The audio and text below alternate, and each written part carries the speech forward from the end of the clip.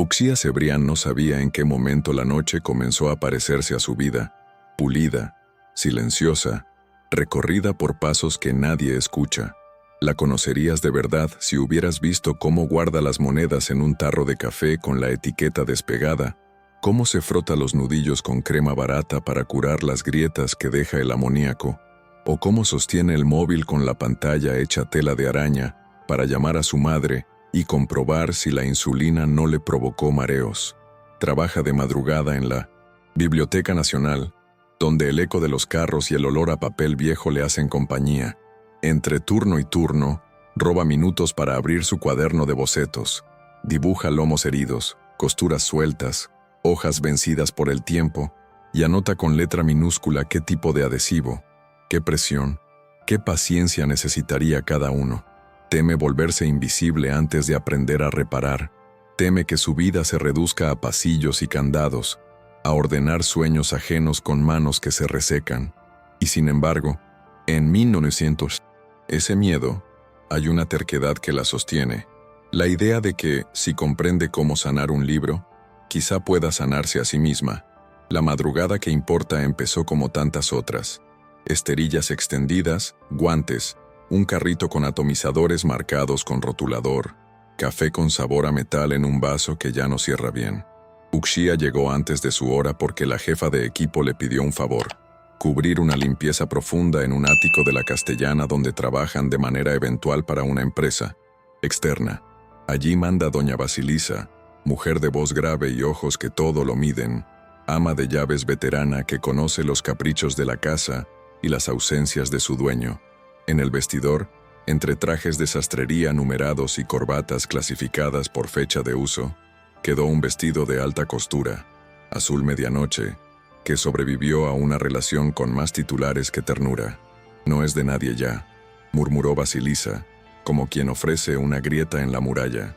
Explicó que esa noche había una gala benéfica en el Museo Thyssen, que alguien de la fundación había caído enfermo y sobraba un pase, y que a veces la ciudad abre puertas equivocadas al motivo correcto.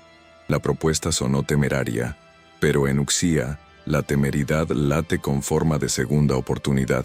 El ático pertenece a Pedro Ruán, valenciano, 40 años, un apellido que se pronuncia en voz baja en los despachos donde la reputación pesa más que la verdad.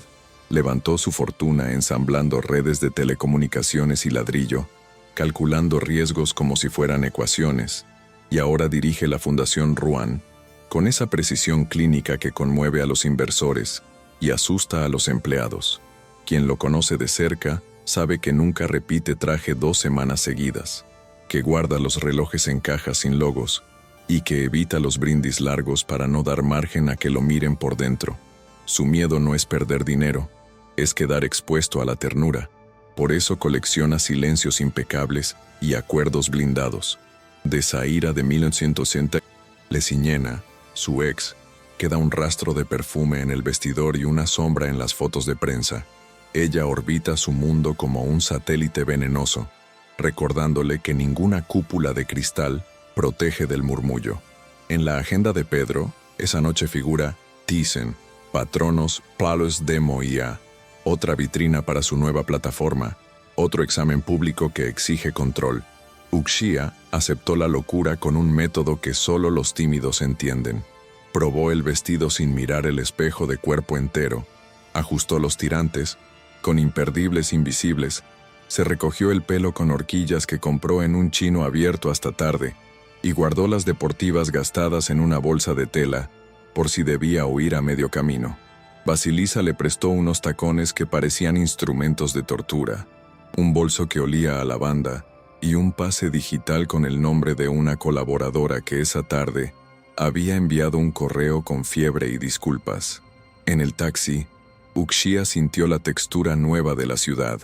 Madrid, a esa hora, suena a motores que presumen y terrazas que no duermen, y ella, envuelta en azul, se vio por primera vez como algo más que una sombra eficiente.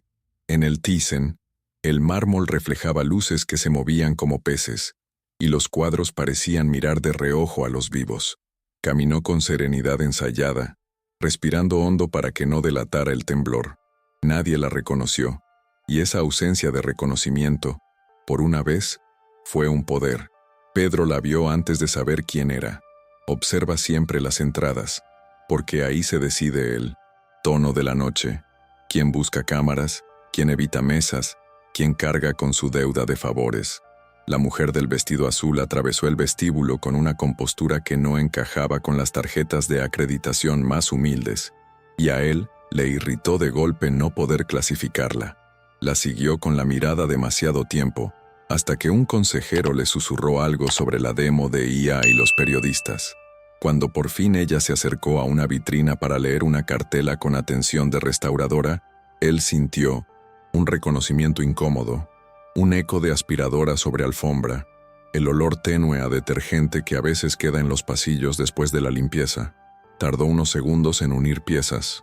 La chica que ordena sus mañanas, ahora convertida en una presencia que desviaba conversaciones.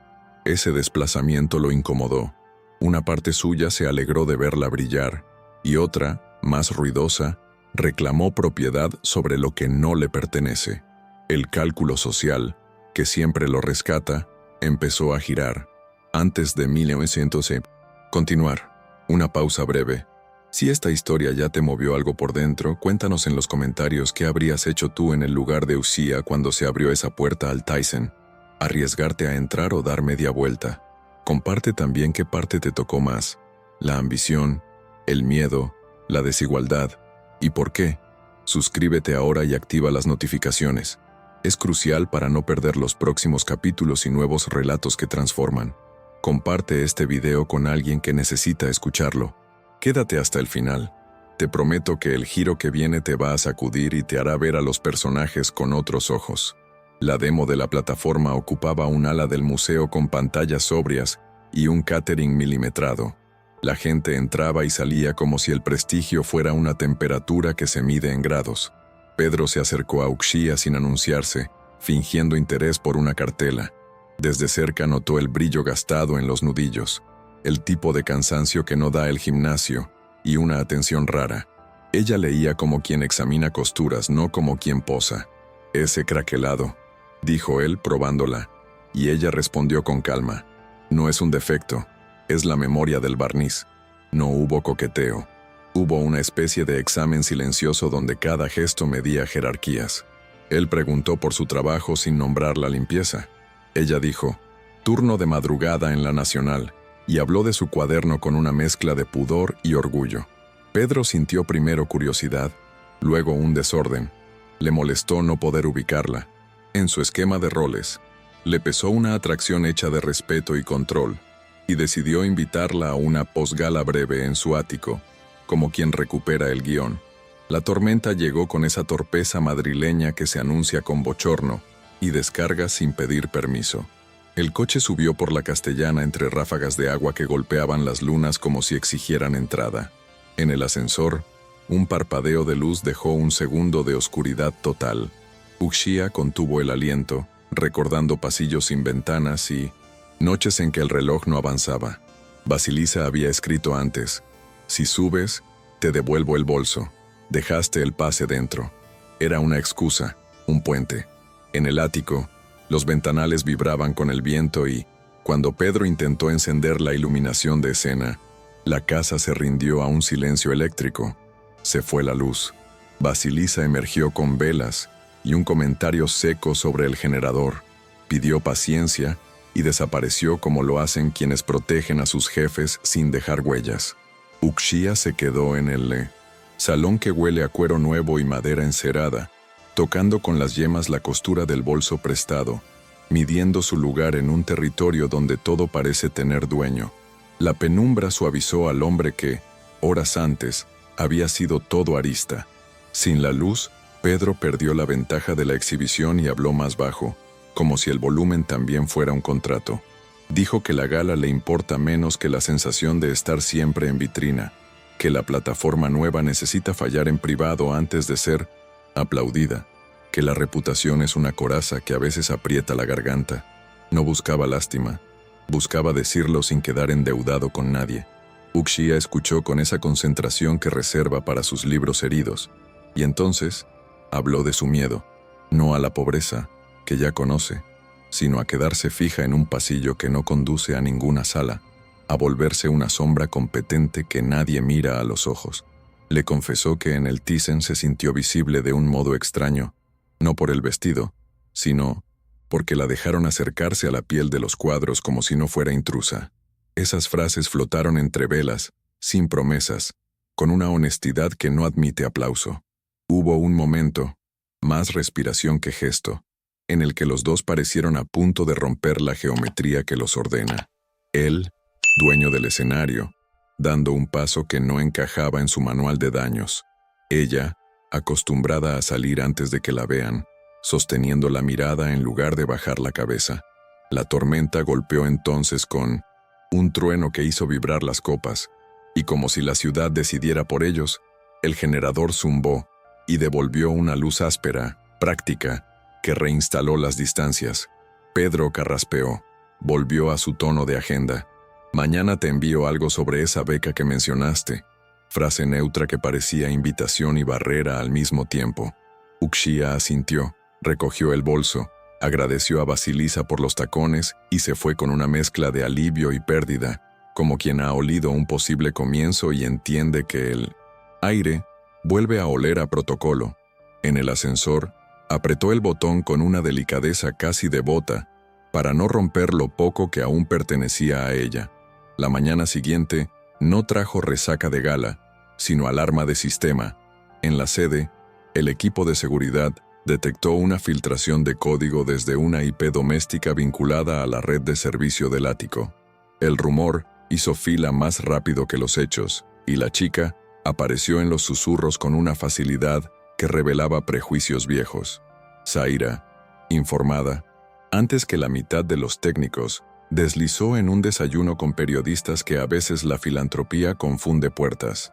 Pedro, que llevaba horas sin dormir, activó el protocolo sin mirarla, ordenó auditoría, pidió a Vasilisa que pusiera distancia operativa, con Uxía hasta aclarar, y redactó un comunicado aséptico para inversores. Mientras tanto, Uxía acompañaba a su madre a urgencias por una descompensación, con la bolsa del trabajo a los pies y el móvil en silencio por pudor. El contraste fue brutal. En una sala blanca con olor a antiséptico, contó hidratos y horarios. En despachos con alfombras, contaban accesos y minutos. Nadie la llamó para preguntar dónde estaba. En urgencias, el tiempo se mide por números que cambian en pantallas y por el ritmo con que el personal atraviesa las puertas batientes. Uxía sostuvo el bolso entre las rodillas mientras la enfermera pedía a su madre repetir su nivel de dolor y revisaba una libreta con cifras de glucemia irregulares. El fluorescente daba a la piel un tono apagado que siempre vuelve peor el cansancio, y el plástico de las sillas pegaba a la ropa en cada movimiento. Cuando por fin estabilizaron a su madre y les dieron el alta, el recibo llevaba hora y minuto, una certeza escrita que parecía poca cosa frente al rugido de un rumor. Al encender el teléfono, los mensajes acumulados parecían un coro. Mejor no vengas, se complica, decisiones de arriba. Vasilisa dejó uno seco, cortés. Hasta aclarar, no subas. No hubo acusación directa, y sin embargo el aire estaba lleno de esa palabra que nadie dice.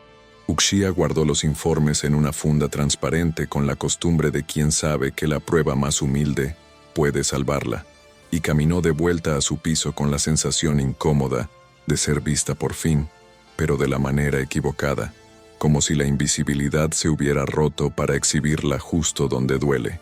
En la sede central, el equipo de seguridad ocupó una sala sin ventanas, donde las pantallas muestran mapas de calor de accesos y picos de tráfico como si fueran fiebre. A las 03:17, alguien sacó fragmentos de código de un repositorio espejo y los cifró antes de subirlos a un servidor intermedio alojado en una nube eslovaca.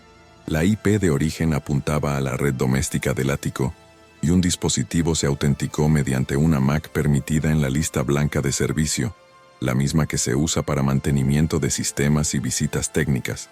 Nadie halló credenciales a nombre de Uxía, pero el relato encajaba demasiado fácil, y varios lo repitieron con alivio. Una trabajadora de paso, un descuido, la historia que siempre encuentran a mano.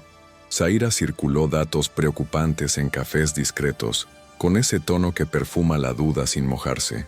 Pedro firmó un memo de distanciamiento operativo, y en la misma hora, pidió un informe paralelo a un analista que le debe favores. No lo movía la compasión, lo movía la alergia a los atajos. Igual, mientras redactaba la versión oficial, recordó la frase de la noche anterior, un pasillo que no conduce a ninguna sala, y la imagen le pesó más de lo que admitiría. Doña Basilisa, que no cree en casualidades cuando hay dinero en juego, revisó lo que tenía a mano: registros de portería, cámara del montacargas, libro de entradas de proveedores. Vio que la tarjeta de Uxía no se usó en la franja del supuesto incidente y que media hora antes, un técnico de climatización, subcontrata habitual, pidió acceso nocturno para ruido anómalo en compresor. El nombre figuraba en la lista, la empresa también, pero la matrícula del furgón no correspondía a sus vehículos. Basilisa llamó a un encargado viejo de mantenimiento que conserva papeles de todo y le pasó una foto de la placa. Al rato, él respondió que ese número lo había visto en el aparcamiento de un edificio donde trabaja una consultora que a veces aparece en los documentos internos con siglas, MIR. La sigla se desplegaba en Mirabal Consultores, proveedora de evaluaciones de seguridad a terceros, relacionada, según el rumor, con una firma rival de Rouen. La cadena no probaba nada, pero abría una ruta, y Basilisa trasladó los datos al analista en un correo que parecía un listado de limpieza. Fechas, horas, placas, sin adjetivos. La pieza que faltaba llegó desde el hospital. El sistema informático registró la admisión de la madre a la 0211, ajustes de insulina a la 0309 y firma de alta a la 0340. El supuesto exfiltrado salió del ático a la 0317, una coincidencia insolente que dejaba a Uxía en 1900, otro lugar y a otros demasiado cerca. El analista cruzó además un rastro de pagos. Mirabal emitió 2 facturas pequeñas a una empresa pantalla de relaciones públicas que trabaja con la competidora, justo la semana anterior. Los importes no eran grandes, pero los conceptos, pruebas de resiliencia narrativa, olían a eufemismo. Pedro leyó el archivo comprimido con ojos de contable y mandíbula de dueño. Marcó en rojo cada cruce y envió un mensaje a Zaira pidiendo una reunión breve en un despacho. Neutral. No hubo gritos. Hubo frases medidas y sonrisas que recuerdan batallas anteriores. Ella negó saber, deslizó que la filtración era más estructural que personal y dejó en el aire el perfume que él conocía de memoria. Al despedirla, Pedro entendió que ya no le interesaba lo que ella negara o afirmara, solo la precisión con que la maquinaria había querido usar a la persona más frágil de la ecuación. Decidió entonces que la reparación no podía ocurrir en un pasillo ni en un comunicado sin rostro. Había un acto en el Teatro Real con patronos e inversores para presentar un avance de la plataforma. El equipo de comunicación proponía minimizar el incidente y mover la disculpa a una carta privada. Pedro tachó esa línea y redactó otra: limpiar el nombre de Uxía en público, explicar la trampa sin exhibir cadáveres innecesarios y asumir como propio el error de clase que hizo tan fácil que la señalaran. Mandó a Basilisa un mensaje escueto para pedirle contacto directo con Uxía y luego, a solas, se obligó a pensar en condiciones que la pusieran por encima del gesto caritativo. Beca integral en la escuela que ella nombró, contrato real en la red de talleres y una placa con su apellido al lado del de la fundación, no debajo. No era generosidad, era arquitectura. Si él quería mover un muro dentro de su casa, debía empezar por reconocer de quién era la pared. Basilisa llegó al piso de Uxía con el paso decidido de quien ya eligió bando, llevando una bolsa de supermercado con caldo, embrick y un sobre de papel grueso donde solo ponía una hora y un lugar. La puerta olía a lejía y a sopa reciente. Dentro, la madre dormía con el cansancio dulce que sigue a la angustia, y la mesa estaba cubierta de papeles ordenados por clips, informes, recibos, un horario de medicación escrito con rotulador. Basilisa no se sentó. Observó el orden modesto de la casa, Reconoció en los zapatos secándose junto al radiador la disciplina de quien no tira nada antes de tiempo, y habló sin adornos. El señor Ruan quiere verla antes del acto del Teatro Real. Propone un café en un bar sin cámaras a 2 calles del Coliseo. Mejor ir con algo de tiempo por si seguridad pide datos. Dejó además un papel con teléfonos que saltan colas en hospitales. Para tu madre, no para nosotras. Y pidió perdón por el mensaje frío de días atrás. Uxía respiró hondo. Pesó el riesgo de esa cita y la necesidad de que su nombre dejara de ser un rumor. Guardó su cuaderno en el bolso, como quien lleva un documento de identidad, y aceptó, no por obediencia, sino porque comprender también es una forma de reparar. Se encontraron a media tarde en un bar de mesas de mármol ajado, esos que sobreviven porque su discreción vale más que la carta. Pedro llegó con abrigo oscuro y cansancio visible en las ojeras. Pidió un cortado y, antes de hablar, apoyó sobre la mesa una carpeta con 4 páginas. Cronología, IPs, facturas puente, matrícula del furgón. No prometió nada que no pudiera nombrar. Dijo que esa noche explicaría en público el error, que limpiaría su nombre con la misma firmeza con que se había ejecutado la sospecha, y que ofrecería una beca y un puesto real, sin vitrinas. Uxía lo escuchó sin bajar la mirada. Habló de su temor a convertirse en historia de caridad, de su necesidad de entrar por la puerta principal y no por favores, de la palabra sociedad como condición. La negociación fue sobria y concreta. Si subía al escenario, sería para aceptar dignidad y trabajo, no para posar como redención ajena. Su apellido estaría en la placa y su criterio contaría en la red de talleres. Pedro asintió despacio, como quien toma nota de una verdad que lo obliga más que cualquier contrato, y propuso un texto breve que dejara sitio a su voz. El Teatro Real olía a terciopelo y focos encendidos. Detrás del escenario, la actividad parecía una obra paralela donde el ruido de los flight cases y el murmullo de técnicos construían un pulso constante. Comunicación intentó rescatar un guión más, tibio, con verbos pasivos y eufemismos. Pedro lo rechazó con cortes correctos, dejando claro que la tibieza huele a miedo. A Uxía le colocaron un micro de solapa y un pase lila con su nombre escrito a mano, y el gesto de la azafata, al sonreírle, tuvo el respeto que produce una instrucción desde arriba. Aún así, ella sintió el viejo reflejo de hacerse pequeña, de esperar a un lado para no estorbar.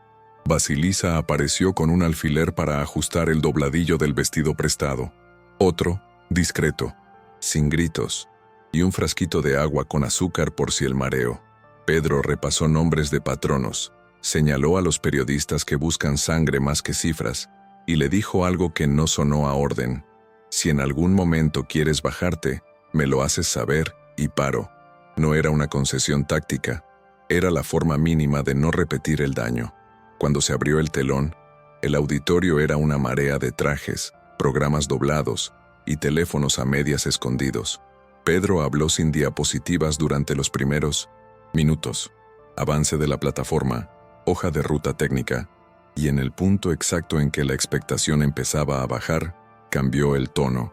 Explicó la investigación, la IP, la empresa interpuesta, los pagos enano disfrazados de consultoría, y nombró el sesgo que había permitido que todo eso se sostuviera. Mirar hacia abajo para encontrar culpables veloces. Pronunció el nombre de Uxía con claridad y la invitó a subir. Algunos ojos buscaron drama, otros buscaron culpa, y encontraron a una mujer que respiró despacio antes de hablar. Ella no contó su vida. Dijo dónde estaba a las 03:17, señaló la funda transparente con informes, explicó su deseo de formarse para restaurar, y subrayó que aceptar no es arrodillarse. Pedro anunció la beca integral y el puesto de codirección de la red de talleres con su apellido al lado del de la fundación, y ella añadió la condición de ser socia, no adorno. Hubo un silencio que no pidió aplausos. Después, sí, llegaron las manos. La sala reaccionó con ese murmullo que separa a quienes aplauden por convicción de quienes aplauden por reflejo.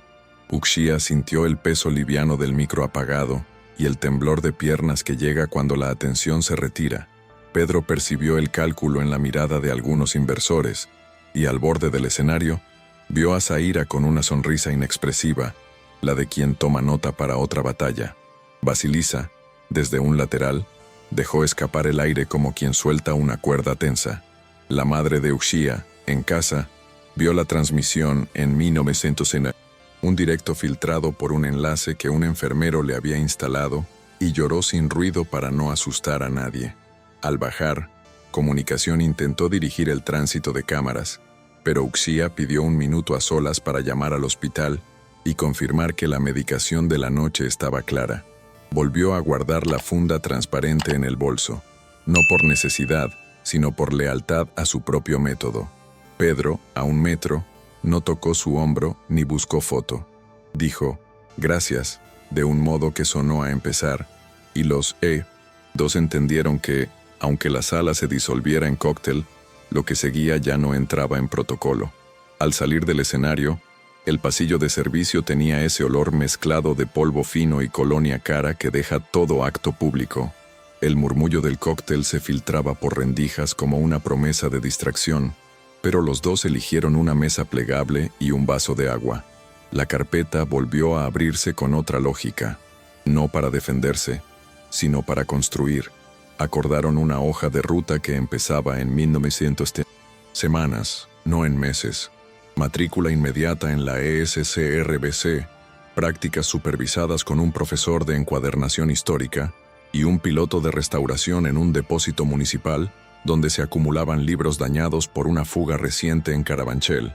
Ella pidió un mecanismo claro de decisión en el día a día del taller, presupuestos con renglones nítidos, papel japonés, adhesivos reversibles, humidificadores y un salario que no oliera a beca decorativa. Él respondió con su modo de contable de 1960, riesgo, cuadrando cifras sin paternalismo, y aceptó colocar su apellido junto al de ella en la placa del primer taller. No hubo manos sobre hombros ni promesas en clave. Hubo lápiz, márgenes anotados, y la conciencia incómoda de que cada gesto debía reparar no solo un daño puntual, sino una estructura que favorece el rumor antes que la evidencia. A la mañana siguiente, el edificio de la SRBC le pareció un lugar donde los relojes van a la velocidad exacta de las manos.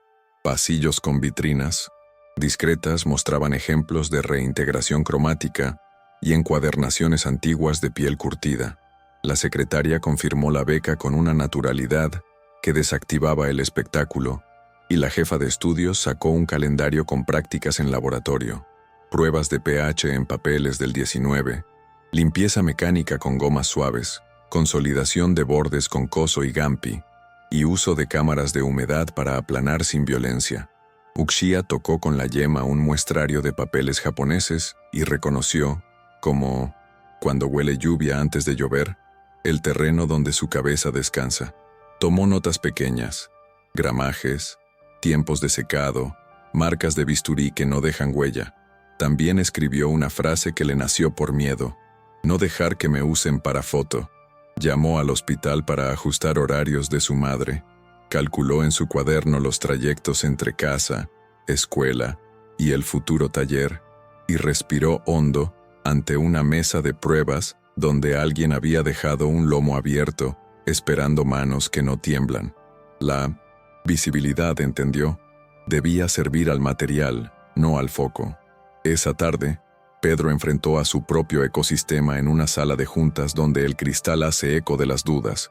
Finanzas proyectó escenarios con palabras como riesgo reputacional residual y mitigación mediante relato. Legal propuso cláusulas que hacían de la colaboración una vitrina portátil, y comunicación sugirió bautizar el programa con un nombre que sonara amable y vacío.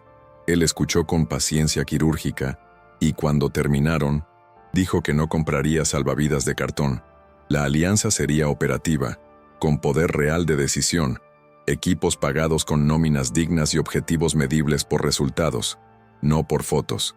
Recordó en voz baja que el error no fue solo técnico, fue de mirada. Sacó del comité con una cortesía que no tembló a quien había tejido dudas en la prensa y aceptó el coste inmediato.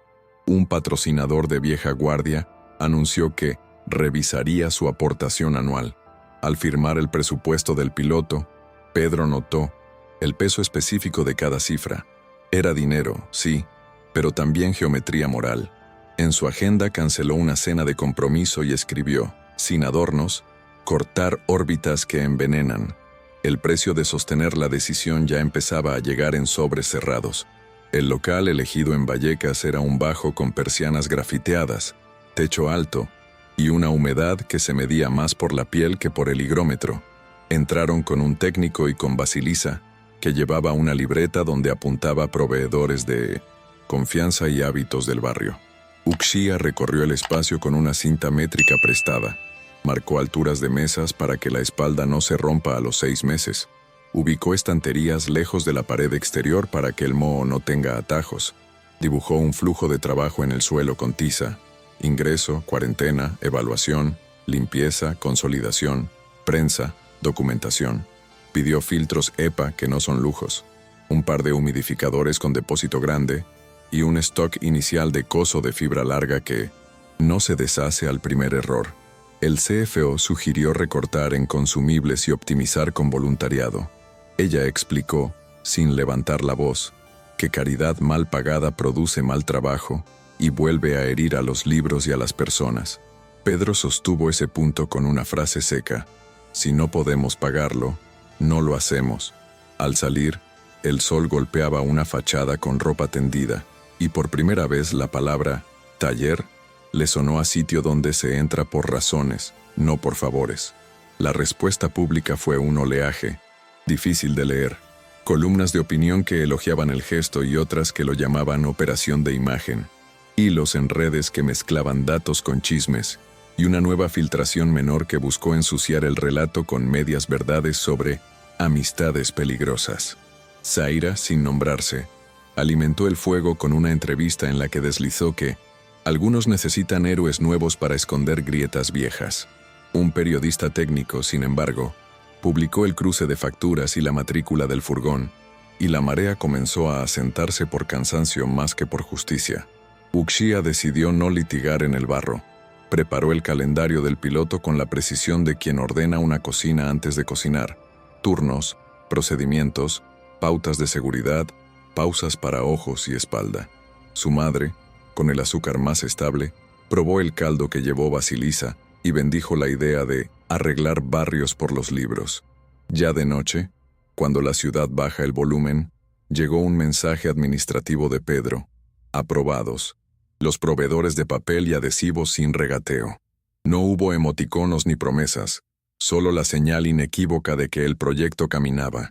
Uxía apagó la luz con el cuaderno abierto y una certeza aún modesta. Ser vista por lo que se hace también puede doler, pero duele de otra manera.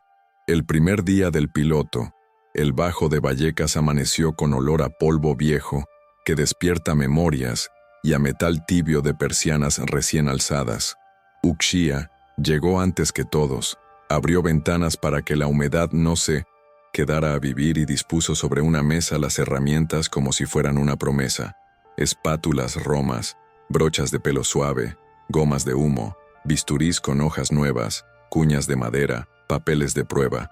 Registró en una hoja cada libro que entraba desde el depósito municipal, títulos si sobrevivía, signatura, tipo de daño, y un comentario que parecía una caricia seca, borde fatigado, costura cansada. 2 técnicos contratados del barrio, Teresa y Hamid, recibieron guantes, mascarillas y un protocolo que empezaba por respetar la respiración de cada objeto. Nada de prisas, nada de calor directo. Primero limpieza mecánica con aspirador regulado y filtro EPA, luego pruebas de pH y consolidación de desgarros con tiras finas de coso. Pedro, sin escolta, observó desde la puerta con las manos atrás para no tocar. Preguntó por los tiempos de secado y por la logística de cuarentena, y escuchó sin acotar. El taller, aún desnudo, sonaba a hojas que vuelven a abrirse y a lápices que anotan.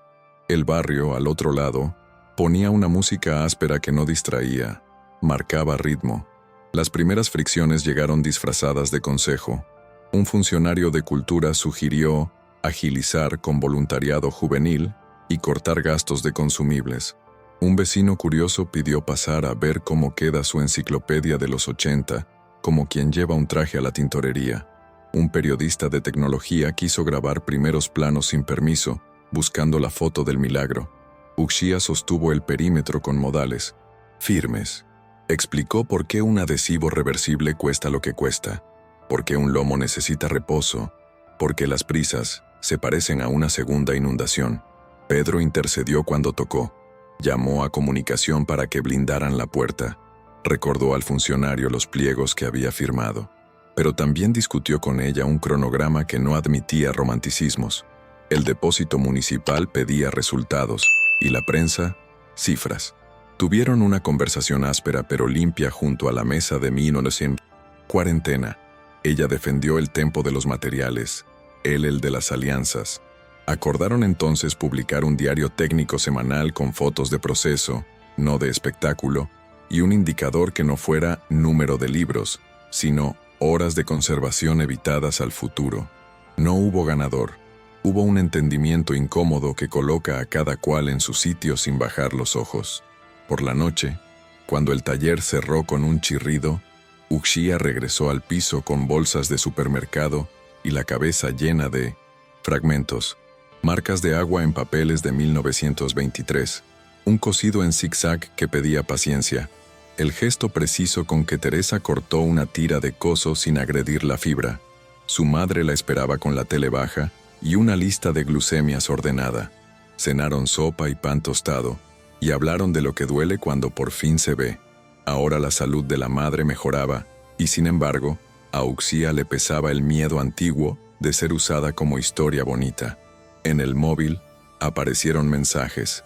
Uno, amable, de un profesor que ofrecía supervisión extra. Otro, ambiguo, de un número desconocido que recomendaba no confiar demasiado en promesas de escenario. Basilisa escribió tarde. Cuidado, huelen que funcionas. Uxía abrió el cuaderno y dibujó la placa del taller. 2 apellidos al mismo tamaño. Una línea fina entre ambos como puente, no como frontera. Luego, escribió procedimientos para días de calor excesivo, ajustes de humidificación y pausas obligatorias de ojos. Antes de dormir, revisó el botiquín de su madre y dejó el vaso de agua donde siempre, rutina que sostiene el mundo cuando todo alrededor intenta moverse. Al segundo día llegó una visita incómoda y necesaria. La jefa de estudios de la escuela, con bata clara y un maletín donde los bisturís descansan en espuma. Detrás, Pedro callado, dispuesto a mirar sin interferir. En la mesa central, Uxía colocó un volumen dañado por moho y enseñó el protocolo como se enseña a alguien a sostener un recién nacido.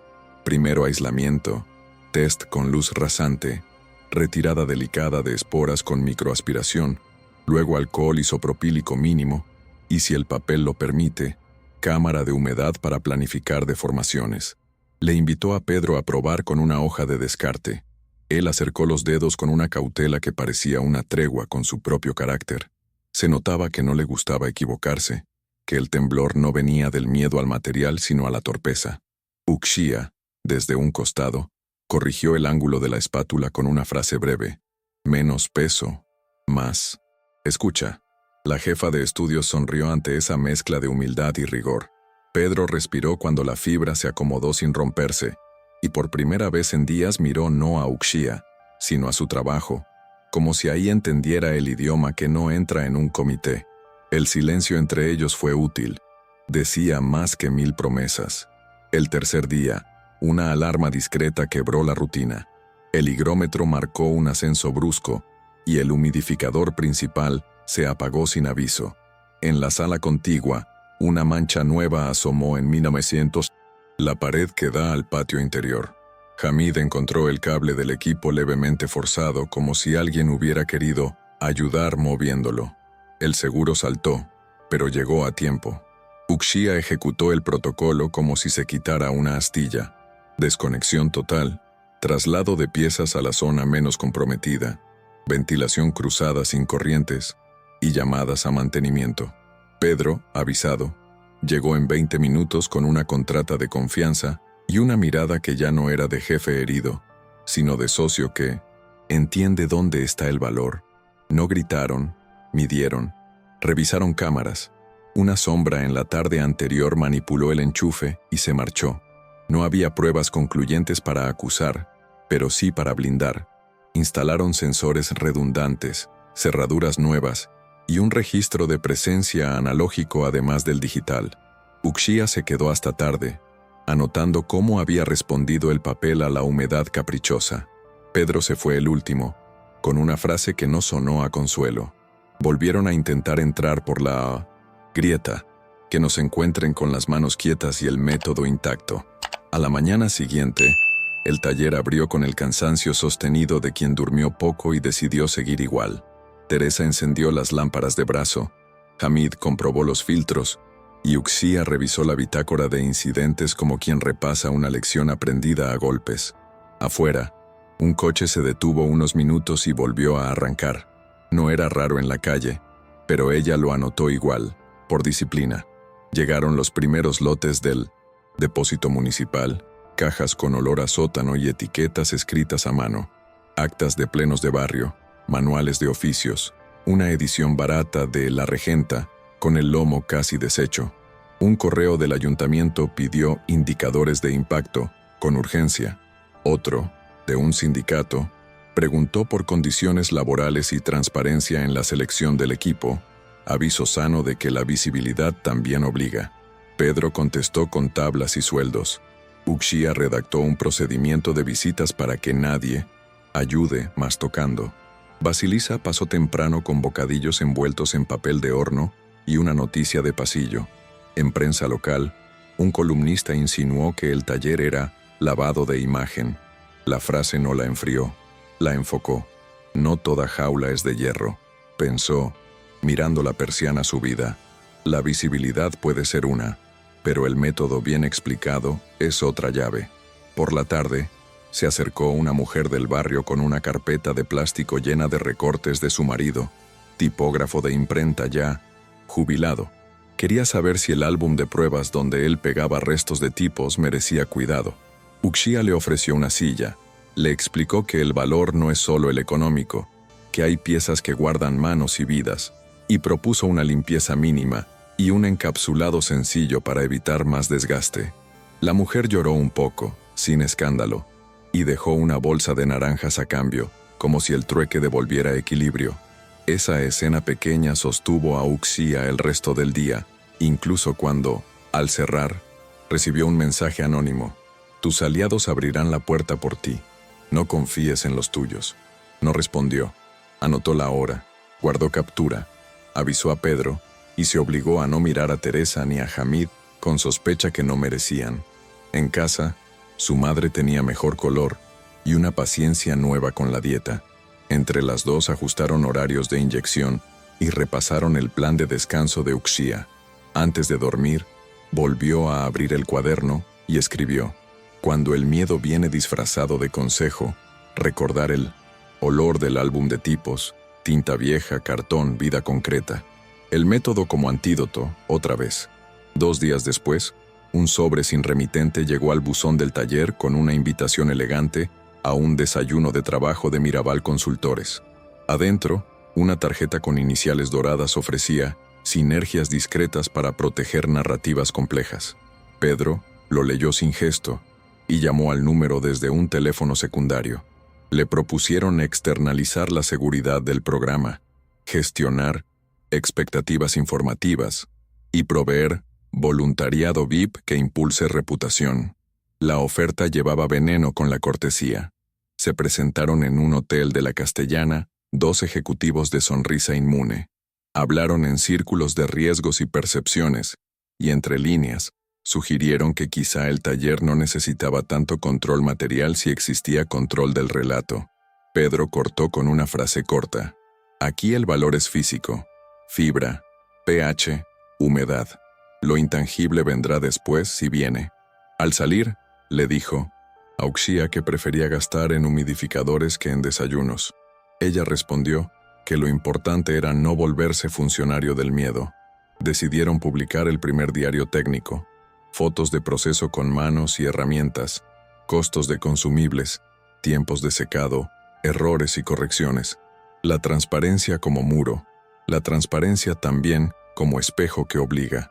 El sábado organizaron una jornada de puertas entreabiertas, una hora controlada, grupos pequeños, sin cámaras, para mostrar a 1960 vecinos y donantes qué significa restaurar, cuando la palabra se usa sin entender.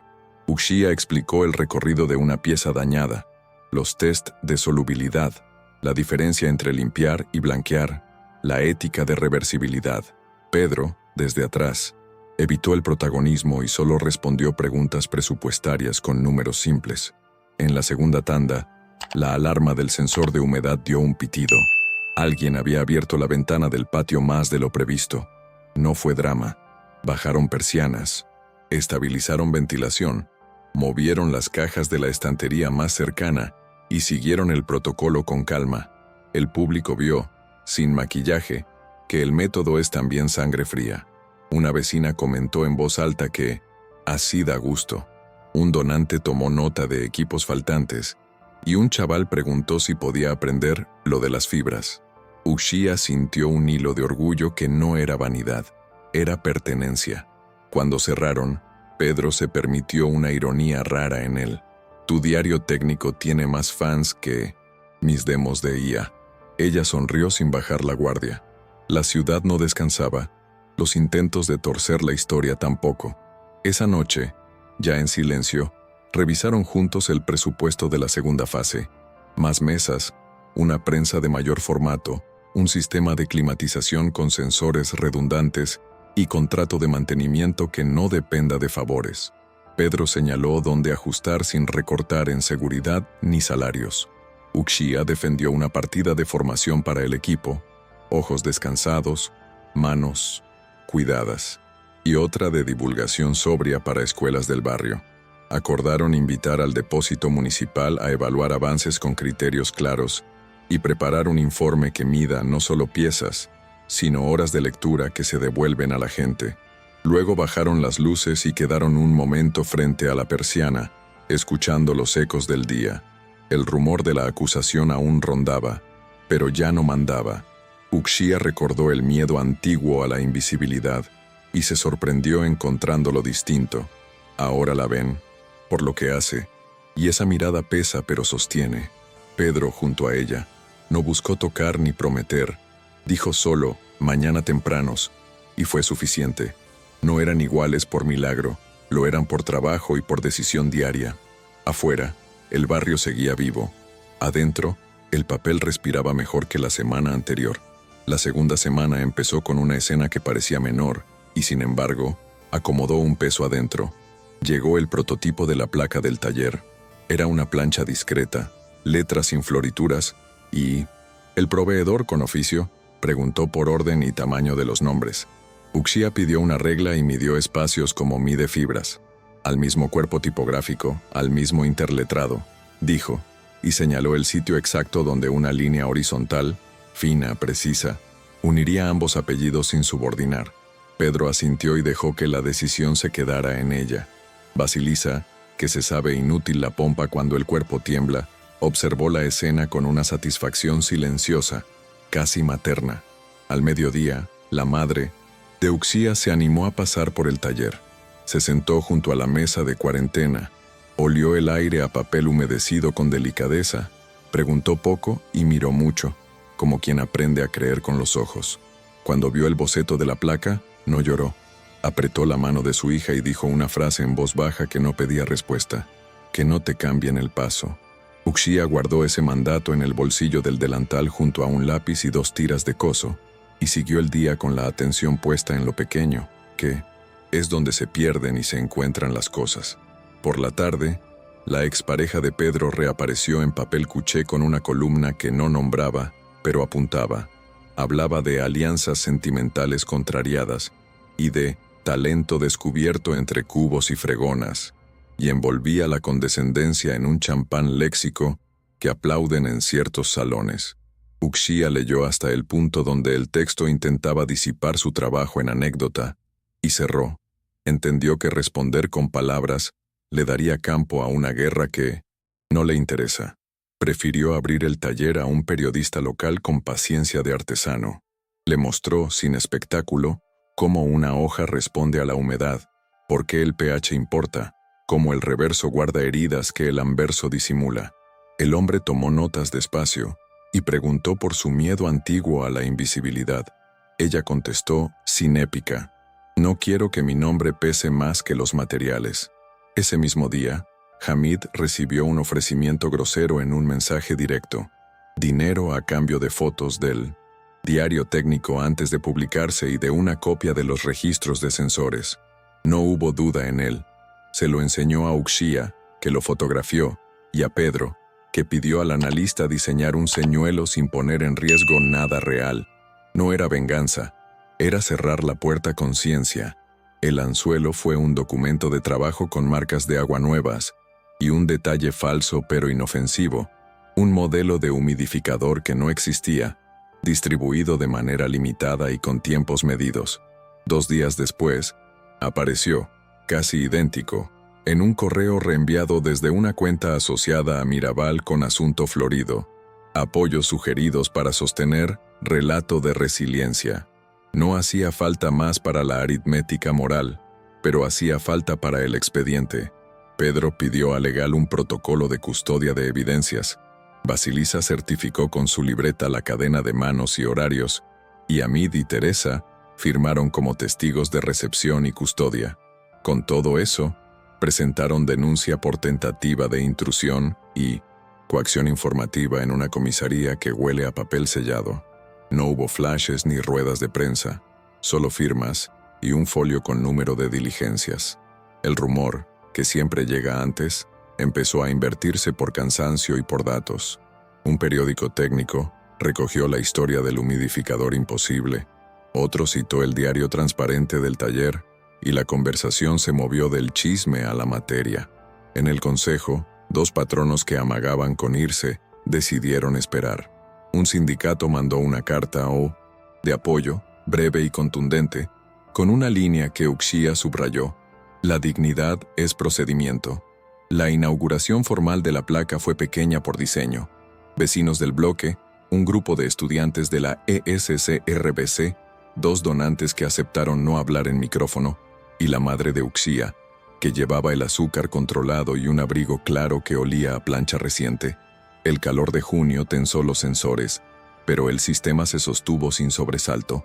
Fue un alivio tonto y enorme, porque ese tipo de calma también legitima. Uxía habló poco, con frases que no buscaban aplauso.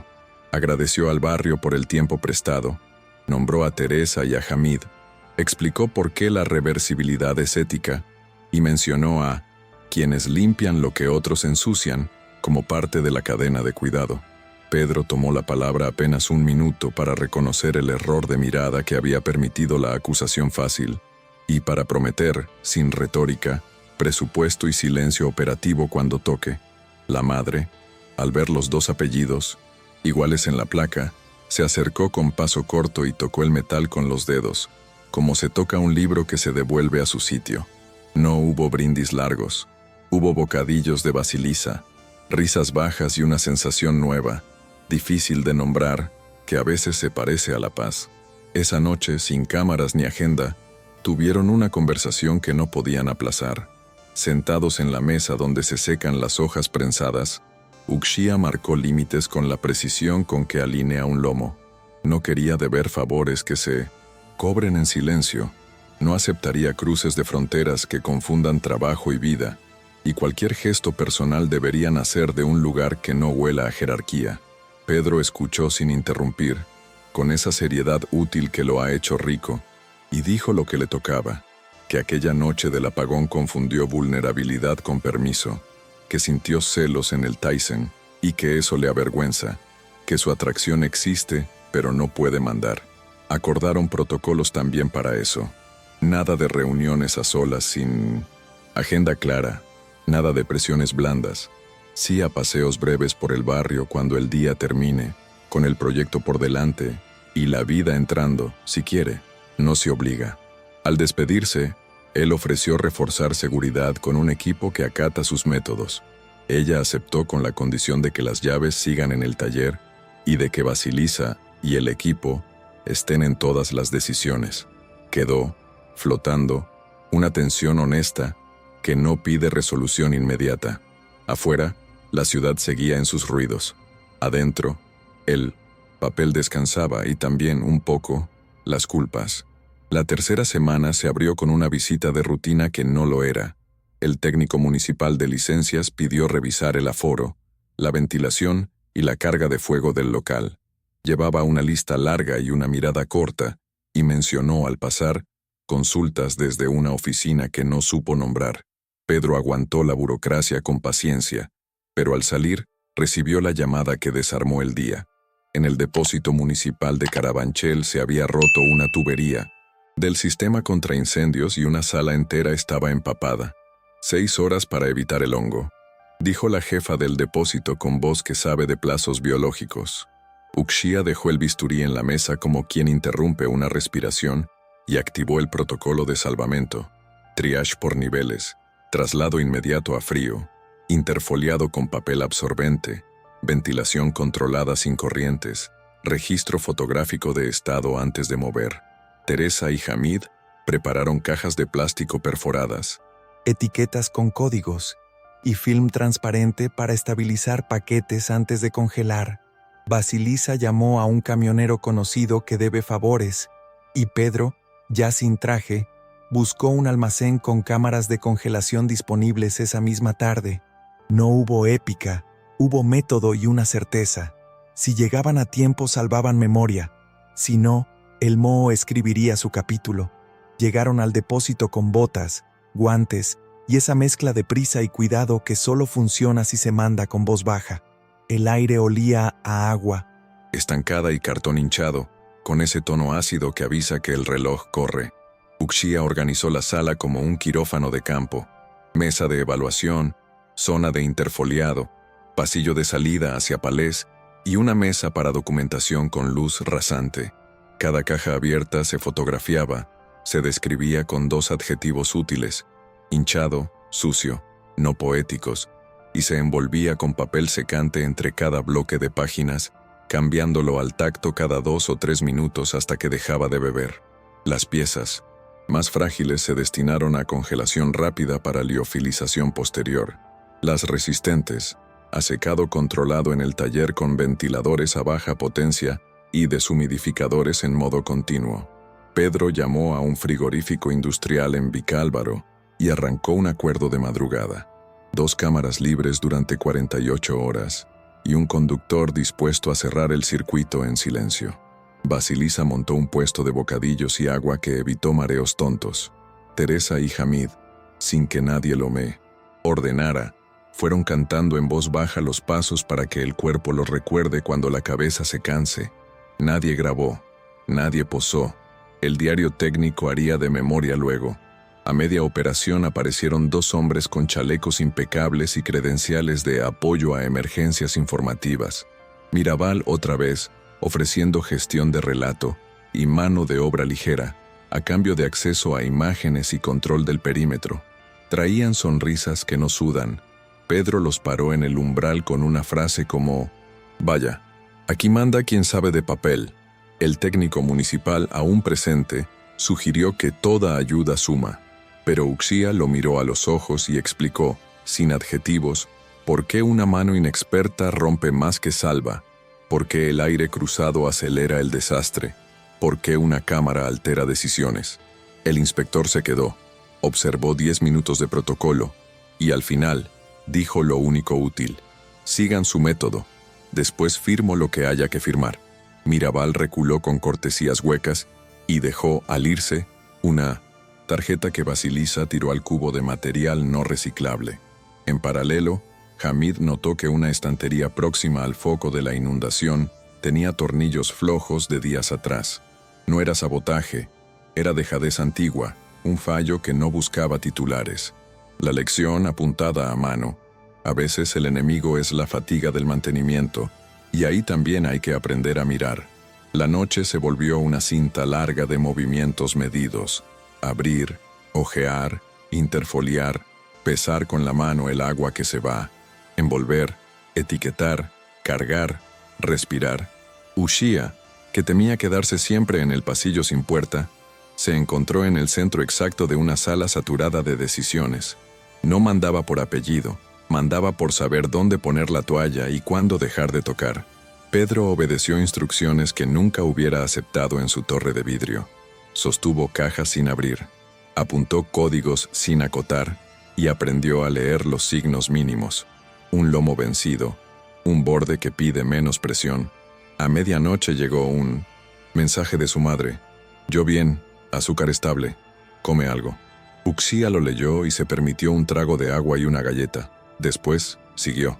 El primer camión rumbo a congelación salió a las 00:47 con palés envueltos y un listado firmado. El segundo, a las 02:15. Un álbum doméstico, el de un tipógrafo del barrio, apareció entre los lotes mojados. Teresa lo reconoció por una visita de días atrás y pidió prioridad. Fue al congelador, en la tanda de memoria de vecino. Al amanecer, el olor cambió. Menos ácido, más papel cansado. Habían ganado horas de vida. Cuando la luz se coló por el hueco de la persiana del taller, el primer camión ya estaba descargando en la cámara de Vicálvaro. El frigorista, un hombre que pesa decisiones con la vista, prometió sostener la curva de temperatura sin sustos. En el barrio, un periódico local publicó una crónica sin fotos de rostros, solo manos, cajas, el método anotado en pizarra, y la conversación se desplazó por fin al terreno correcto. ¿Cómo se salva lo que importa cuando no hay glamour? La comisaría llamó a media mañana. La investigación del humidificador imposible avanzaba, y una cuenta vinculada a Mirabal quedaba comprometida por el rastro digital. No pidieron declaraciones, avisaron por deber. Pedro respondió con un «seguimos» y trasladó el foco a lo operativo. Asegurar protocolos, cerrar el informe para el ayuntamiento, blindar el presupuesto de la fase 2. Uxía anotó en el diario técnico la secuencia completa y al terminar, se sentó un minuto en el bordillo de la acera con los zapatos húmedos. Pedro se sentó a su lado sin jerarquía, los dos mirando el camión que se iba con un ruido de fondo que parecía aplauso bajo. No hablaron de futuro ni de promesas. Hablaron de cambiar filtros, de enseñar a más manos, de no confundir urgencia con espectáculo. Quedaban muchas páginas por reparar, y ellos, con ellas. Al día siguiente del rescate, el taller se convirtió en sala de posguerra, cajas apiladas con etiquetas nuevas, ventiladores, bajos como respiración guiada, una lista en pizarra que repartía tareas sin héroes. La cámara de Vicálvaro confirmó que los palés estaban estables y que el ciclo de congelación se mantenía dentro de lo pactado. Era un alivio técnico que, en Uxía, se traducía en una calma que no pide aplauso. Pasaron revista a las lesiones como médicos cansados, bordes deformados, guardas despegadas, lomos con adhesivo saturado de agua. Teresa propuso turnos de microdescanso para que la espalda no se cobrara lo AOE. Suyo 3 meses después. Hamid montó una mesa para documentación con un rigor que ya era costumbre. Pedro, por su parte, apareció sin comitiva con un pliego de seguros de salud para el equipo, pagados desde el programa, sin nombres propios, y una gestoría que ayudaría a su madre a tramitar revisiones sin colas. No era un favor, era estructura. Uxía aceptó con una gratitud que no se inclina. Comprendió que la reparación también significa diseñar sistemas que no dependan de la voluntad del día. Esa tarde redactó con paciencia obstinada el informe para el ayuntamiento. Cronología, materiales, decisiones, costos, límites y un apartado final que llamaba a cuidar mantenimiento antes que titulares.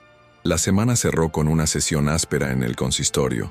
Técnicos que sí habían pisado depósitos defendieron el trabajo, y algún asesor con traje nuevo pidió cautela comunicativa, como si la prudencia fuera solo silencio. El expediente del humidificador imposible avanzó hasta tocar, por fin, un nombre operativo de Mirabal.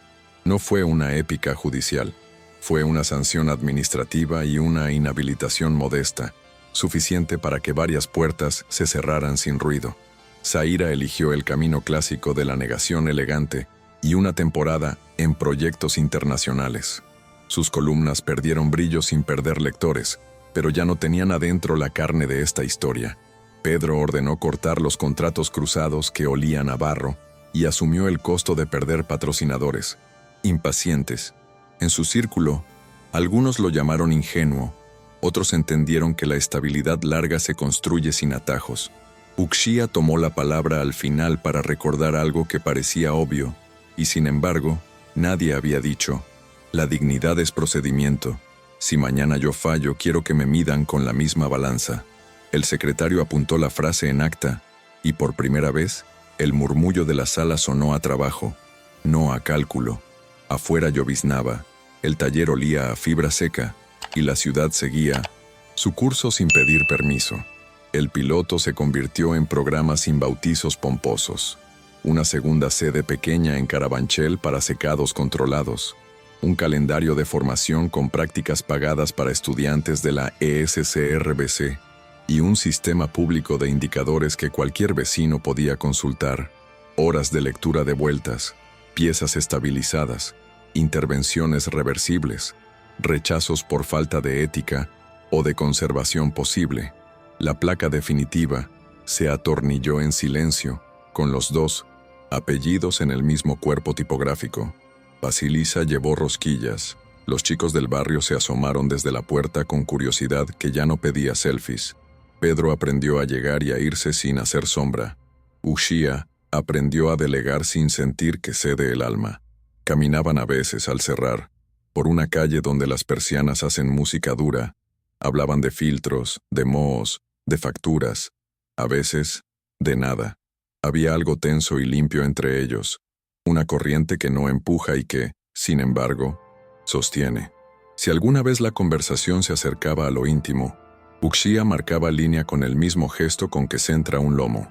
Pedro respetaba el gesto y volvía a lo suyo, quizá porque entendió que solo así el deseo no se hace jerarquía. No hubo promesas, hubo método y una confianza que crece cuando nadie la exhibe. Un martes de agosto, apareció en el lote de devoluciones un libro que no gritaba, y aún así, llamaba: edición barata de poemas gallegos con notas a lápiz en los márgenes, y una fecha, de Ourense escrita a mano. Uxía reconoció la caligrafía del barrio donde creció, ese modo de apretar la letra cuando escasea el papel, y supo que, antes de pertenecer a una estantería, había pertenecido a una cocina con mantel de hule. Lo abrió con guantes y con un cuidado que parecía oración.